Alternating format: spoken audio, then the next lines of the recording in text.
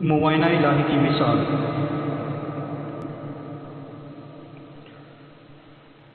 बसरा में एक रईस था।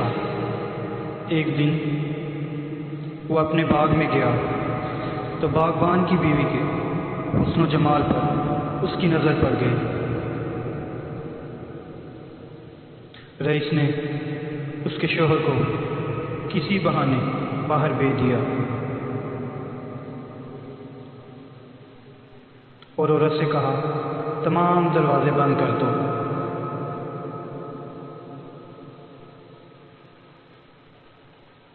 औरत ने आकर कहा, मैंने मकान के तमाम दरवाजे तो बंद कर दिए हैं, लेकिन एक दरवाज़ा मैं बंद नहीं कर सकती।